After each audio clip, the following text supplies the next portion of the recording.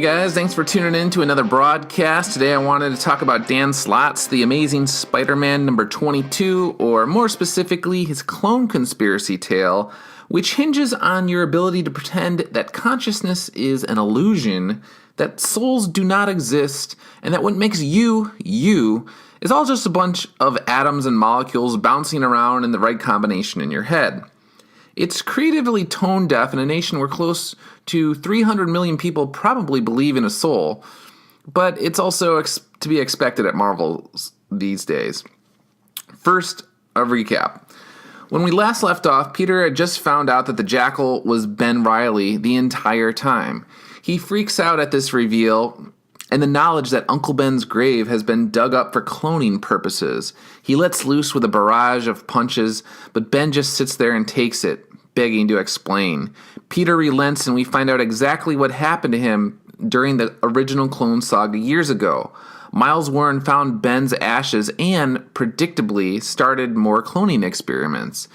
He goes off into a fairly decent monologue on his life and desire to establish his own identity separate from Peter Parker in a way that brings new readers up to speed. We then find out that Ben was cloned in one of the Jackal's labs over and over and over again. With each new clone, memories of Peter's life remain, but also the memory of his last death.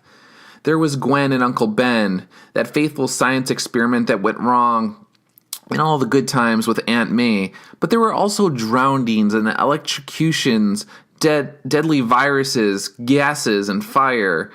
It's all incredibly sadistic, and when Ben realizes that soon his mind would only be filled with, quote, non-stop existence of pain and suffering, he decided to fight for all the people he needed in his life, like Peter Parker, to make it worth living. He breaks free to the shock and awe of Miles Warren, and then chokes the man nearly to death. He stops with a creepy-looking grin on his face, because at that point, the new Jackal is born. Long story short, Miles is knocked out and wakes up in one of his own tanks with numerous clones. He doesn't know if he's the real deal or not. Ben has created the red and blue pill that will keep clones alive, but the real Miles does not know who he is. Not taking the pill is tantamount to playing Russian roulette. Ben's plot is hatched to make sure, quote, no one ever has to suffer again, and then the book cuts back to Peter Parker and Ben on the tarmac after their fight. Peter says, tell me more. Okay, where do I begin with this? One interesting side note is that Dan Slott's Renew Your Vows not too long ago had a version of Peter Parker that was locked in a holding tank by a regent that was very similar to the one used by Miles Warren here. He too broke free from a state of suspended animation and, like Ben Reilly, immediately choked out the villain in a fit of rage. And, like Ben Reilly, he did not kill the man.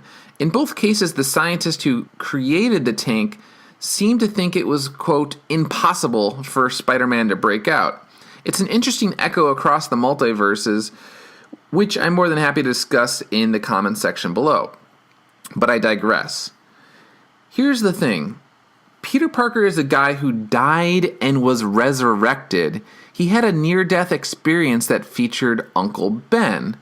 He was, quote, Ghost Peter, for lack of a better term, in Superior Spider-Man for well over a year. We know that Peter doesn't go around spouting religious verse on the street corner, but at the same time, it's been well established that there is a Judeo-Christian spirituality to him. In short, he believes that we have a soul. Therefore, in the clone conspiracy, he would treat every single clone as just that, a clone. The Ben he is talking to has all the memories of the previous Ben, but he is still a clone. The spirit or being or essence of the previous person is gone.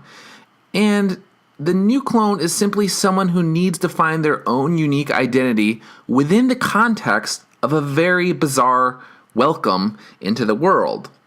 It is unfortunate that Ben Reilly has all the memories up to the point of the last one while still being a unique person. Yes, I'll agree with that. But is he the Ben Reilly? No. Peter Parker would never say, "Tell me more," because to believe otherwise would fly in the face of his own spiritual experiences. Heck, the guy has flown within the astral plane with Doctor Strange in addition to his resurrection. He's fought demons. I could go on, but at the end of the day, it all boils down to this. Life is more than two cells dividing over and over again until something exists with the right chemical interactions that tells you that you're you. Dan Slott is either telegraphing to the world that he is an atheist, or he's twisting Peter Parker's established history to suit the needs of the clone conspiracy. And that's fine if he's an atheist. He has every right to not believe in God. But acting as if these clones are the original people, days and months and years after their deaths, is strange. Heck, the whole storyline is not called the Lazarus Conspiracy because everyone knows these are clones.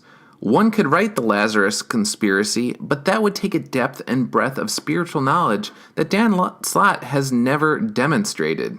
Heck, even Ben's lines about death and cloning, i.e., there's no good way to die and no one has to suffer again, are telltale signs of a character that does not believe in God.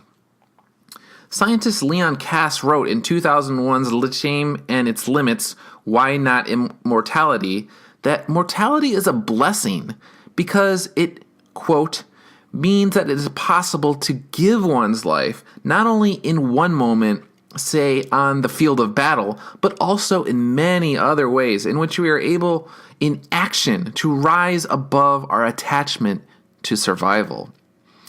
I say this because people who do not believe in God fail to see how men and women of faith could be okay with death, and that man-made immortality would be a form of torture. It would sort of be like living in Bill Murray's Groundhog Day. Anyway, I could go on, but the point still stands. The clone conspiracy requires readers to adhere to an odd premise about what constitutes life, a single life, in order to generate interest. If you think Peter Parker would consider life to be something akin to a video game where if the zeros and ones line up, a character could die a Mario and Luigi death 10,000 times and he would still be Peter Parker, then perhaps you'll enjoy it. If you think Peter Parker would believe all humans have a soul, then this might not be your cup of tea. That's about it for now, but as always, I want to hear what you have to say. Let me know what you think in the comments section below, and as always, if you like what you've seen here, check out douglassternsblog.com for more coverage just like this. See you next time.